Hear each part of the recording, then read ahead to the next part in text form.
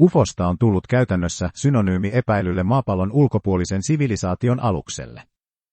Niiden tarina keskittyy voimakkaasti Yhdysvaltoihin, koko ilmiö syntyi ja elää edelleen voimakkaimmin siellä. Vaikka UFO-havaintoja on muinaisista ajoista lähtien, kuten Nürnbergin ilmiö 1561 ja Baselin 1566, ensimmäinen moderni UFO-aalto oli kummitusilmalaivat Yhdysvalloissa 1896–97. Joitain varhaisia ilmalaivoja oli rakennettu jo aikaisemmin, kuten Le France vuonna 1884, joten mahdollisesti osa havainnoista oli havaintoja oikeista ilmalaivoista. Fantastisemmat kertomukset nähdyistä avaruusolennoista ja ilmalaivojen maahansyöksyistä, kuten tämä juttu, lähes varmasti olivat huijauksia. Jutussa väitetään ilmalaivan törmänneen tuulimyllyyn ja räjähtäneen. Pilotti, joka ei ollut tältä planeetalta, väitetysti aiottiin haudata seuraavana päivänä.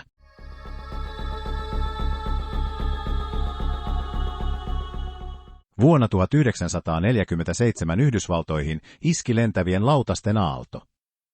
Kenneth Arnold lensi pienkoneella 24. kesäkuuta ja väitti nähneensä 9 kirkkaasti valoa heijastavaa ja nopeasti lentävää kohdetta. Arnold kertoi niiden liikkuneen kuin veden pinnalla hyppivät lautaset.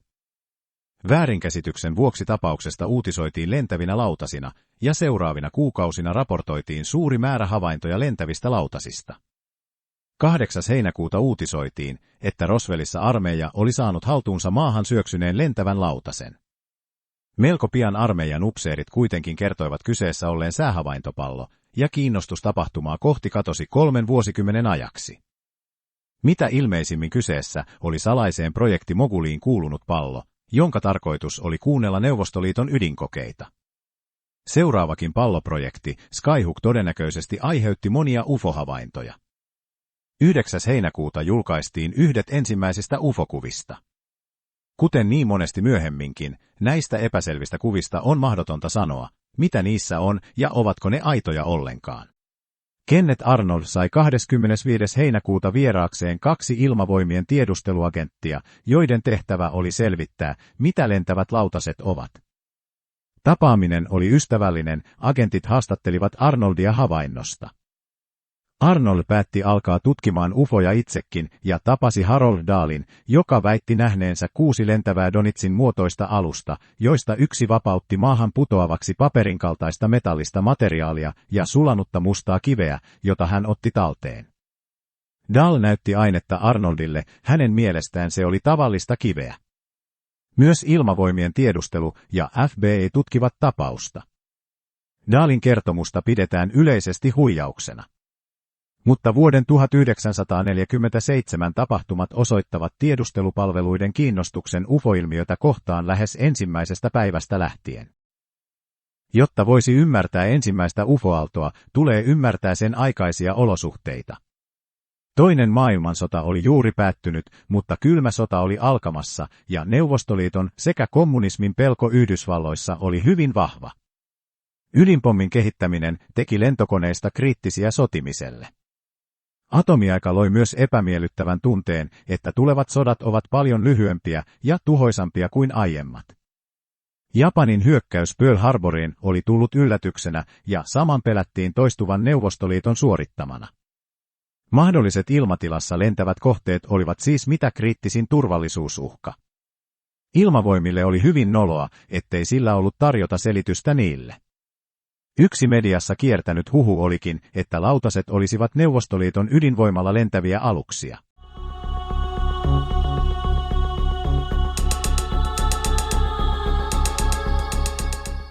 Yhdysvaltojen ilmavoimista tuli itsenäinen organisaatio syyskuussa 1947.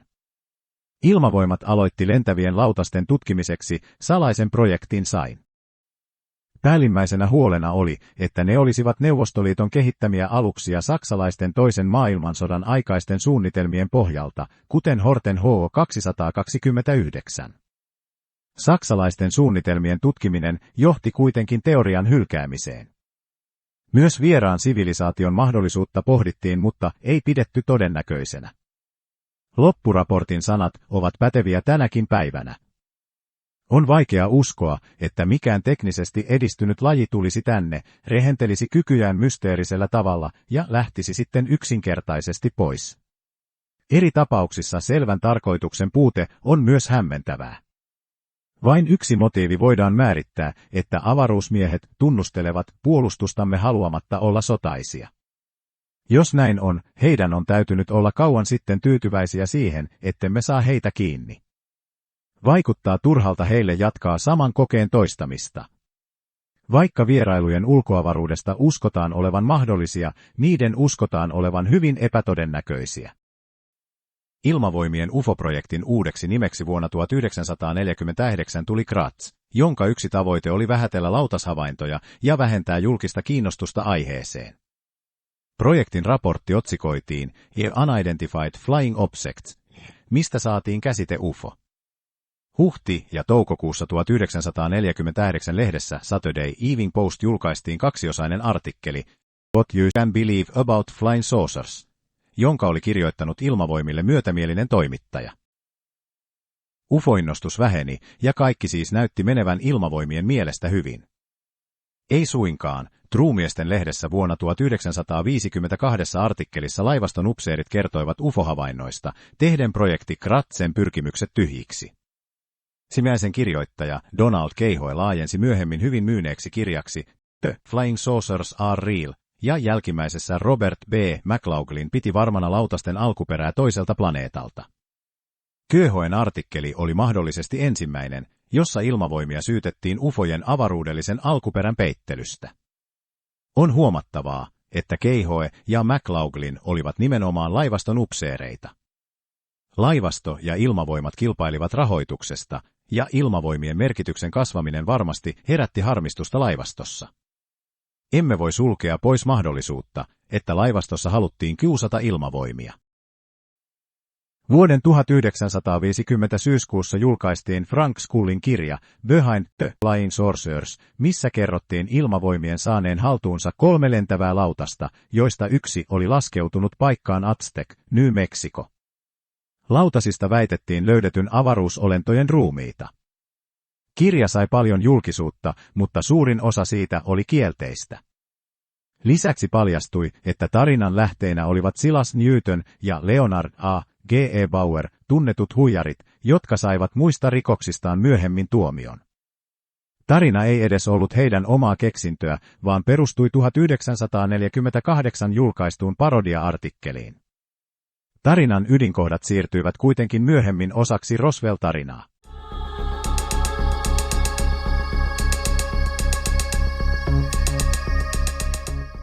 Life-lehden vuoden 1952 huhtikuun numeron kannessa oli Marilyn Monroen lisäksi maininta lautasista.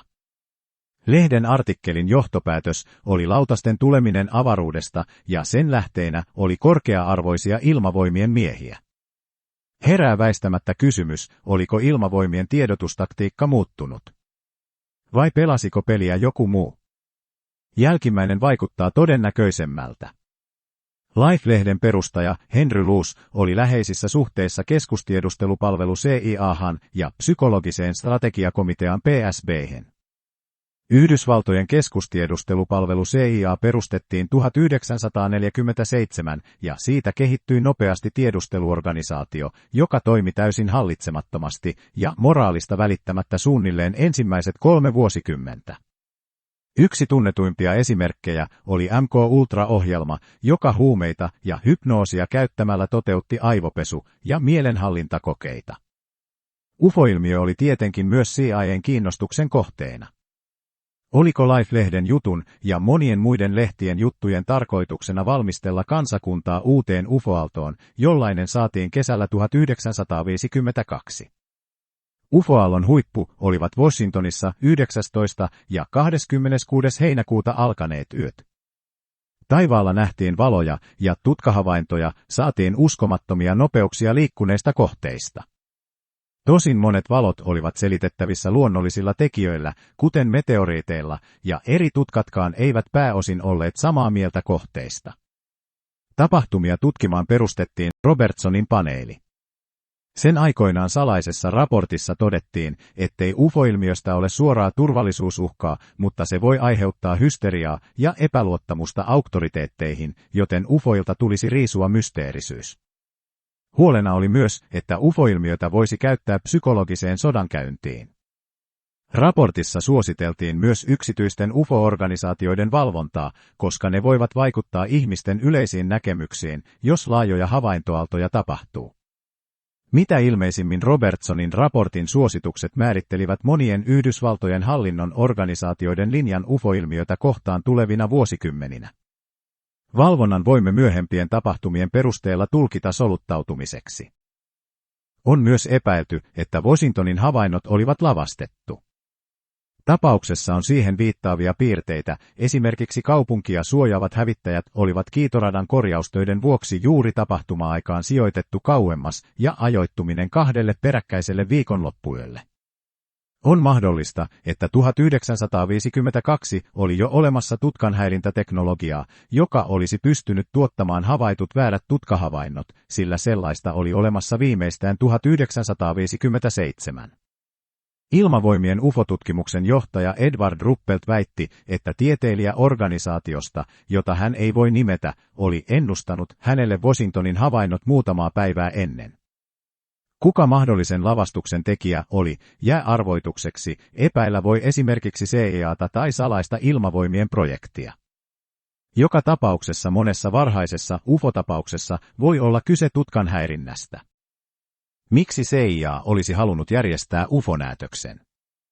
Ehkä syy oli teknologian testaus, koe laajan havaintoaallon vaikutuksista, omien psykologisten tai poliittisten operaatioiden peittely, valtataistelu organisaatioiden välillä, tai tarkoitus oli saada Neuvostoliitto tuhlaamaan resursseja UFOjen tutkimiseen. –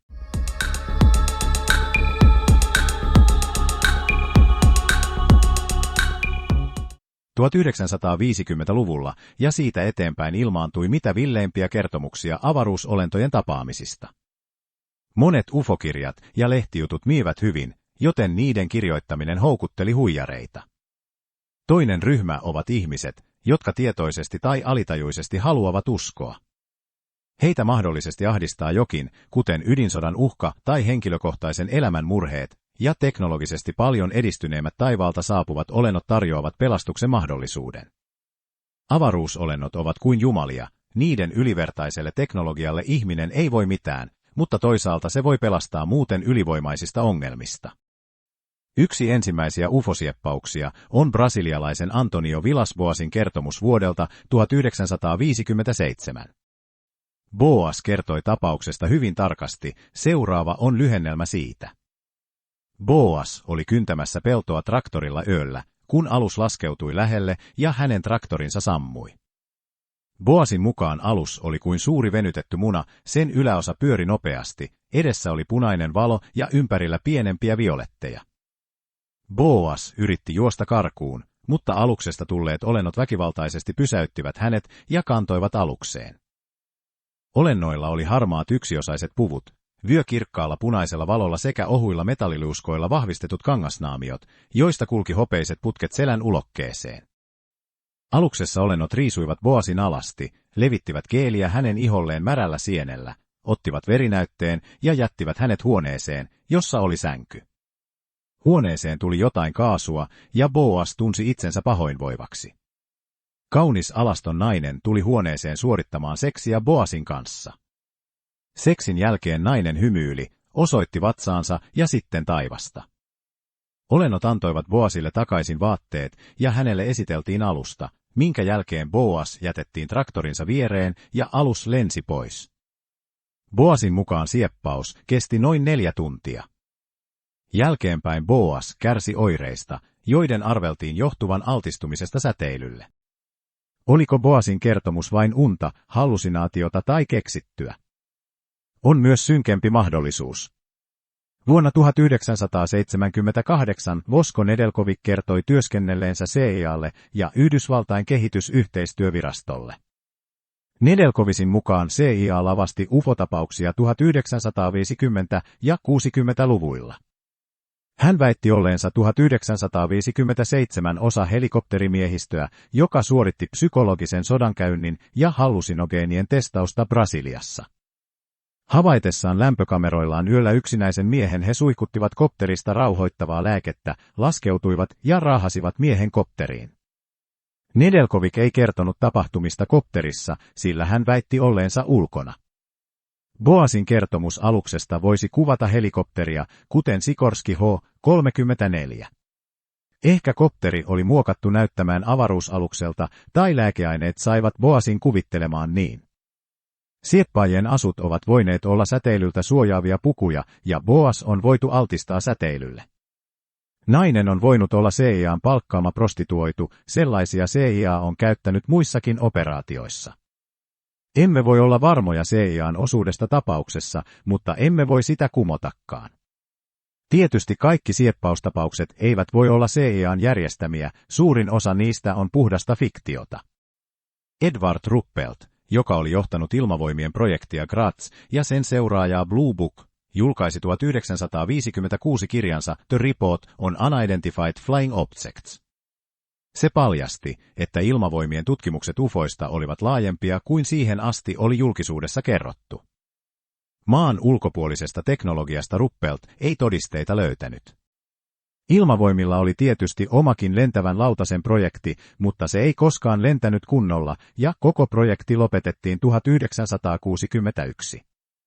Moni muu aikoinaan salainen lentokoneprojekti kuitenkin lensi, kuten U-2, A-12, SR-71, B-2 ja F-117 sekä tietenkin joukko mitä erikoisempia drooneja. Osa koneista on sisältänyt tutkanhäirintäteknologiaa ja esimerkiksi tämä Ryan Model 147 pystyi melko jyrkkiin käännökseen. On myös huhuttu uusien droonien voivan vaihtaa väriä. Jos salaisen koneen nähneet uskovat sen olleen vieraita tähdistä, mikä sen parempaa ilmavoimien kannalta. Myöhemmin on myönnetty, että salaiset projektit ovat olleet monen UFO-havainnon syy. Myös palloissa olevat tutkaheijastimet ovat aiheuttaneet UFO-havaintoja. Epäselviä eläinten silpomisia on havaittu vuosisatoja, mutta ensimmäisen kerran ne liitettiin ufoihin vuonna 1967, kun uutisoitiin Snipi-hevosen kuolemasta Coloradossa. Varsinainen aalto nautojen silpomisista tuli 1970-luvulla. Väitettiin, että nautojen elimiä oli poistettu tarkasti leikaten. Suurin osa tapauksista lienee ollut luonnollisia syitä, kuten petoeläimiä, sairauksia ja loisia. Joissakin tapauksissa kuitenkin nähtiin helikoptereita ja silpomispaikoilta löydettiin esineitä kuten kirurginveitsi, paperia, mittausvälineitä, ruiskuja, neuloja ja kaasunaamari. Nämä silpomiset todennäköisesti olivat osa jotakin salaista tutkimusta, kenties prionitautien tutkimiseen.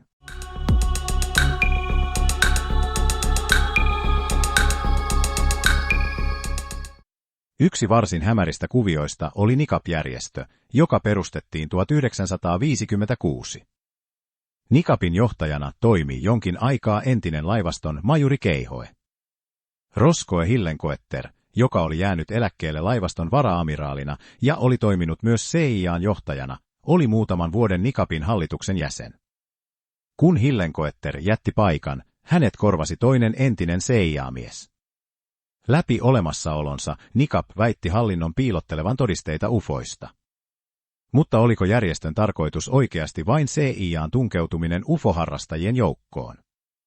Tiedämme, että CIA pyrki soluttautumaan kaikkiin radikaaleihin ryhmittymiin, joten miksi uforyhmät olisivat olleet soluttautumisen ulkopuolella? Selvimmät todisteet soluttautumisesta saadaan tapauksesta Bill Moore.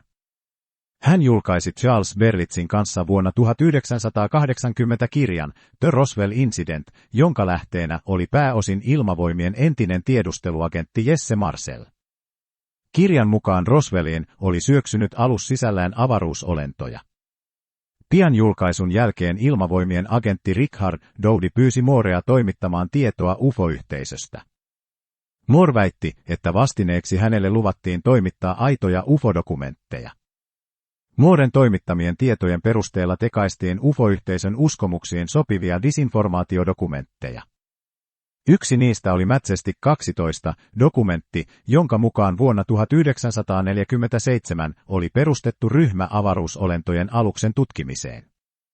Moore tunnusti yhteistoiminnan 1989 MUFON konferenssissa.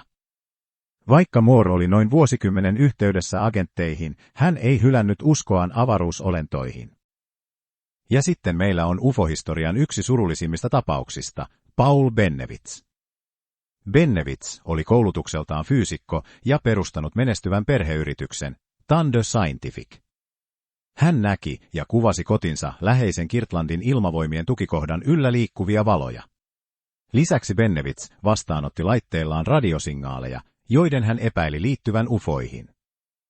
Bennewitz otti yhteyttä tukikohdan turvallisuusupseeriin 1980.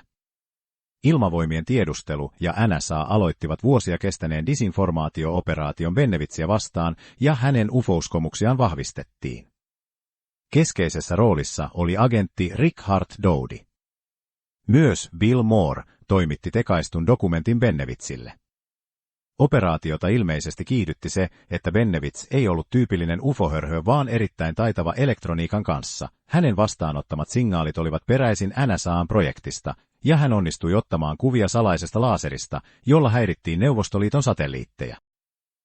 Bennewitzille toimitettiin tietokone, ja vastapäisestä talosta NSA lähetti hänelle signaaleja avaruusolennoilta.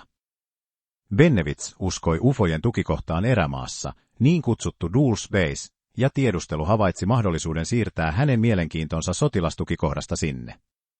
Joten paikalle vietiin vanhaa sotilaskalustoa, tehtiin kopterien laskeutumispaikkoja ja siellä järjestettiin armeijan harjoituksia.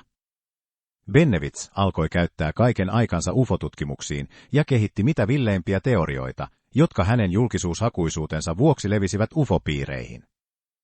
Bennewitz uskoi avaruusolentojen suunnittelevan hyökkäästä ja hänen mielenterveytensä heikkeni. Suunnilleen vuonna 1986 sekä Doty että Moore neuvoivat Bennewitzia jättämään ufotutkimukset, mutta Bennewitz ei neuvoa noudattanut. Bennewitz päätyi lopulta mielenterveyshoitoon 1988. On väitetty, että Bennewitzin kuvaamat valot olivat ilmavoimien salaisia drooneja. Mutta miksi ilmavoimat lennättäisi salaisia drooneja asuntoalueen vieressä? On epäilty, että Bennewitz oli valittu kohteeksi jo ennen vuotta 1980, hän nimittäin oli jo aiemmin UFO-ryhmä APRO:n jäsen. Järjestettiinkö valoesityksiä tarkoituksella Bennewitzille? Emme voi tietää. Toinen mahdollisuus on, että drooneja lennätettiin asuinalueen lähellä, jotta saataisiin tietää, millaisia vaikutuksia niillä on yleisesti siviiliväestöön.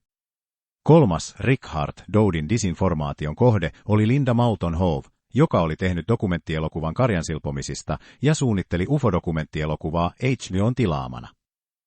Doty esitteli hänelle tekaistuja dokumentteja ja lupasi toimittaa videomateriaalia avaruusolennosta. Howe odotteli kuukausia saamatta mitään ja lopulta HBO perui rahoituksen. Howe kertoi, että häntä on petetty ja toi julkisuuteen Dotyn nimen. Doty on sittemmin antanut haastatteluja ja esiintynyt UFO-aiheisissa dokumenttielokuvissa, myöntäen disinformaation välittämisen, mutta edelleen avaruusolentofantasioita kertoen. Doty kertoi Howen tapauksesta, että tarkoituksena oli levittää disinformaatiota ilmavoimien projektien suojaamiseksi ja estää UFO-dokumenttielokuvan tuotanto. Mitä ilmeisimmin ilmavoimat pelkäsi, että hyvin tuotettu dokumenttielokuva voisi päästä liian lähelle ilmavoimien oikeita salaisuuksia. Luulisi, että Howe ei moisen nöyryytyksen jälkeen ufoihin enää olisi koskenut, mutta päinvastoin hän tuli entistä varmemmaksi avaruusolentojen olemassaolosta ja on käyttänyt suuren osan myöhemmästä urastaan aiheeseen. Disinformaatioagenteilla, tai ainakin Dotylla, vaikuttaa olevan kyky löytää uhrit, jotka silti uskovat ydinsanoman, vaikka heidät olisi petetty. Oletettavasti monia muitakin henkilöitä on ollut Dotyn ja muiden agenttien disinformaation kohteena. Perimmäinen tavoite ei ole ollut yksittäiset henkilöt, vaan koko UFO-harrastajien joukko. Disinformaation välittäminen on jatkunut 80-luvun jälkeenkin. UFO-harrastajien sähköpostilistalle lähetettiin vuonna 2005 useista viesteistä koostuva laaja kokonaisuus, jonka mukaan Yhdysvallat oli lähettänyt 12 henkilöä avaruusolentojen Serpo-nimiselle planeetalle. Viestien lähettämisestä epäiltiin Doudia, IP-osoite täsmäsi, mutta varmaksi sitä ei voi sanoa. Serpo-tapaus muistuttaa myöhempiä disinformaatiokampanjoita netissä. Yhdysvaltojen kongressin kuulemisissa avaruusolentojen puolesta ovat puhuneet 2023 entinen ilmavoimien tiedusteluagentti David Grush ja 2024 entinen laivaston upseeri Timothy Callaudet sekä entinen armeijan tiedusteluagentti Louis Elizondo. Vaikuttaa siltä, että jo 1950-luvulla nähty kaava toistuu jälleen, entiset armeijan miehet tulevat kertomaan totuuden ufoista. Miksi? Voimme löytää ainakin 4 mahdollista syytä: julkisuushakuisuus, tienaus, disinformaatio-operaatio, tosiuskovaisuus. Voihan nimittäin hyvinkin olla, että monet UFO-ilmiön parissa työskentelevät tiedusteluagentitkin ovat tosiuskovia, sillä miksi hakeutuisi ilmiön pariin, jos pitää sitä fiktiona? Ja onhan avaruusolentoihin oikeasti uskova agentti todennäköisesti uskottavampi kuin ei-uskova. Ehkä kyseisiin töihin jopa pyritään löytämään tosiuskovia. On myös muita mahdollisuuksia, esimerkiksi henkilön luotettavuutta saatetaan testata kertomalla tekaistuja salaisuuksia. Vuonna 2017 julkisuuteen tulivat niin kutsutut Pentagonin UFO-videot, ja lisää videoita on julkaistu myöhemmin.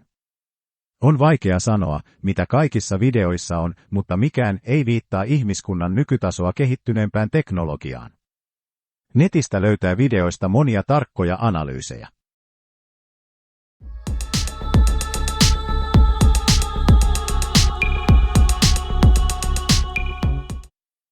Miksi ilmavoimat, CIA, NSA ja niin edelleen haluavat välittää disinformaatiota ufoista? Ilmavoimilla ja muilla toimijoilla on koko ajan hyvin salaisia projekteja käynnissä. Ilmavoimien kannalta UFO-harrastajat ovat riesa, koska he haluavat selvittää ilmavoimien salaisuudet. Mitä enemmän UFO-harrastajat tuhlaavat aikaansa disinformaation parissa, sitä paremmin oikeat salaisuudet pysyvät piilossa. Suuri disinformaation määrä aiheuttaa myös sen, että kuka tahansa järkevä jättää tutkimukset kesken. On myös olemassa vakoilun uhka. Ainakin yhdessä tapauksessa UFO-tutkijat osoittautuivat Neuvostoliiton vakoojiksi. Bill Moore osasi venäjää ja oli joskus yhteydessä venäläisiin UFO-tutkijoihin. Ja NSA kaappasi Neuvostoliiton viestin, jossa mainittiin Bennevits mahdollisena tietolähteenä. UFO-ilmiötä on mahdollisesti käytetty myös eri organisaatioiden välisessä tai sisäisessä valtataistelussa. Mutta disinformaation kohteena vaikuttaa olevan kuitenkin vain tosiuskovien UFO-harrastajien joukko. Suurelle yleisölle UFO-tapauksiin tarjotaan maanläheisempiä selityksiä, kuten 1990-luvulla julkaistuissa virallisissa raporteissa Roswell-tapauksesta tai tuoreissa UAP-raporteissa, ja avaruusolentoteorioita ei oteta vakavasti. UFOille on kuitenkin helppo ennustaa valoisaa tulevaisuutta, ne ovat avaruusaikaan sopivia kansantarinoita. Kuten monet filosofit ovat todenneet, ihmiset eivät voi elää ilman myyttejä, ja fiktio on monesti kiinnostavampaa kuin fakta. Viihdyttäjät, huijarit, tiedustelupalvelut ja armeijan haarat ovat luoneet toisiaan ruokkivan kierteen, jonka ansiosta samat tarinat nousevat pinnalle yhä uudestaan. Mutta on syytä olla varovainen, ilkeämieliset toimijat voivat jatkossakin käyttää niitä tavoitteidensa ajamiseen. Elämme aikaa, jossa netin ansiosta disinformaatio ja salaliittoteoriat leviävät nopeasti. Jotkut uskovat, että kaikesta disinformaatiosta huolimatta Yhdysvaltojen hallinnolla on todisteita maan ulkopuolelta tulleista aluksista. Sellaisen todennäköisyys vain vaikuttaa mitättömän pieneltä. Hallinto on huono piilottelemaan salaisuuksia pitkiä aikoja. Esimerkiksi Edward Snowden ja Chelsea Manning onnistuivat vuotamaan suuren määrän salaisia dokumentteja, mutta yhtään maan ulkopuolisen teknologian vahvistavaa aitoa dokumenttia ei ole näkynyt. UFO-peittelyn pääasiallinen syy ei ole tieto vaan tietämättömyys, Yhdysvaltojen hallinto ei halua kertoa, ettei se tiedä juuri mitään. Pelko, että UFO onkin vihollisvaltion huipputeknologiaa, elää yhä. Mutta ehkä avaruusolennot ovat sittenkin totta. Ehkä eräänä päivänä eteesi laskeutuu aito lentävä lautanen, josta tuleva lempilajisi alieni sieppaa sinut, ja lennätte yhdessä Marsiin ja takaisin. Mutta jos sitä odotellessa haluat lisää mahdollisimman faktapohjaista tietoa ufoista, voin suositella näitä lähteenä olevia kirjoja.